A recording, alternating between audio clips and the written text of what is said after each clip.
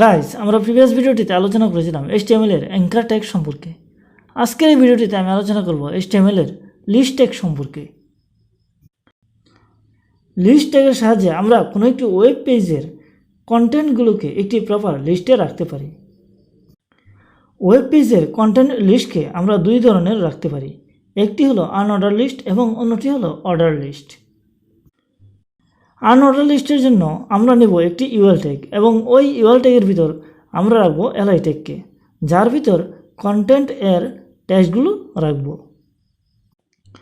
যেমন আমি এখানে একটি ইউএল ট্যাগ নিয়ে নিলাম এবং ওই ইউএল ট্যাগের ভিতর একটি এলআই ট্যাগ নিয়ে তার ভিতর রাখলাম টেক্সট হিসেবে 1 এবং আরও একটি এলআই ট্যাগ নিয়ে তার ভিতর রাখলাম 2, তারপর আরও একটি এলআই ট্যাগ নিয়ে তার ভিতর টেক্সট রাখলাম 3 এবং সবশেষে আরও একটি এলআই ট্যাগ নিয়ে তার ভিতর টেক্সট রাখলাম 4। এখানে ইউআরএল ট্যাগের উপর আনঅর্ডার লিস্টের একটি টেক্সট হিসেবে হেডিংও দিয়ে দিলাম। এখন আমরা যদি আমাদের ওয়েব পেজটিকে রান করাই তাহলে দেখতে পারবো যে লিস্ট কন্টেন্টগুলো শো হচ্ছে এবং প্রতিটি কন্টেন্টের সামনে একটি করে লিস্ট স্টাইল হিসেবে ডট শো হচ্ছে। তাছাড়া আমরা ইউআরএল ট্যাগের ভিতর স্টাইল অর্থাৎ সিএসএসের কোড লিখে এই লিস্ট স্টাইলকে চেঞ্জ করতে পারি। যেমন আমি যদি এখানে ইউআরএল ট্যাগের ভিতর স্টাইল অ্যাট্রিবিউট নিয়ে তার ভিতর লিস্ট স্টাইল টাইপ নিয়ে তার ভ্যালু হিসেবে দিয়ে দিই সার্কেল, তাহলে দেখতে পারবো যে লিস্ট স্টাইলগুলি সার্কেল হয়ে গেছে।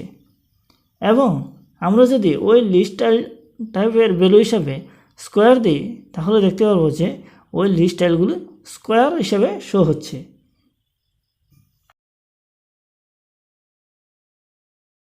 সেমভাবে আমরা অর্ডার লিস্টের জন্য ইউআরএল ট্যাগের পরিবর্তে ওএল ট্যাগকে ইউজ করতে পারি।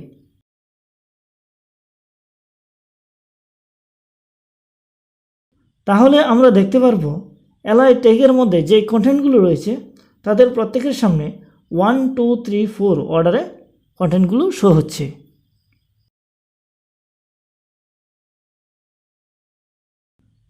আমরা যদি ওই লিস্ট অর্ডারের কন্টেন্টগুলোর সামনে লিস্ট স্টাইল হিসাবে নাম্বার না দিয়ে অন্য কিছু দিতে চাই, যেমন আমরা যদি ওই লিস্ট স্টাইল হিসাবে নাম্বার না দিয়ে আলফাবেটিক অর্ডার বা অন্য কোনো অর্ডার দিতে চাই, তবে ওয়েল ট্যাগের মধ্যে টাইপ নামে একটি অ্যাট্রিবিউট নিতে হবে যার মধ্যে থাকবে ওই টাইপ অ্যাট্রিবিউটের ভ্যালু।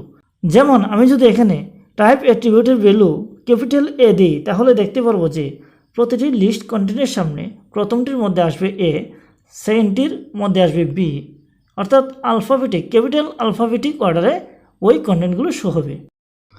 এবং আমরা যদি ওয়েল ট্যাগের স্টাইল অ্যাট্রিবিউটের ভ্যালু হিসাবে দেই স্মল এ তাহলে দেখতে পারবো যে লিস্ট স্টাইলের কন্টেন্টগুলোর সামনে স্মল এ আলফাবেটিক অর্ডারে লিস্ট স্টাইলগুলো শো হচ্ছে।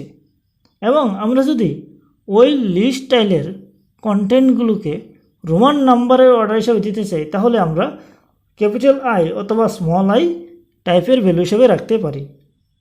যেমন আমি এখানে টাইপ অ্যাট্রিবিউটের ভ্যালু হিসেবে দিয়ে দিলাম ক্যাপিটাল আই, তাহলে দেখতে পারবো যে লিস্ট কন্টেন্টগুলোর লিস্ট স্টাইলের অর্ডারগুলো রোমান নাম্বারে শো হচ্ছে। অথবা আমরা এখানে স্মল আই যদি দিই তাহলে দেখতে পারবো যে এখনও এগুলো রোমান নাম্বারে শো হচ্ছে। তো বন্ধুরা, আমি আশা করব যে আজকের এই HTML এর লিস্ট স্টাইল সম্বন্ধে আপনাদের সম্পূর্ণ আইডিয়া হয়ে গেছে। তো আজকের এই ভিডিওতে এতটুকুই। আশা করি আমার এই ভিডিওটি আপনাদের ভালো লেগেছে। ধন্যবাদ সবাইকে।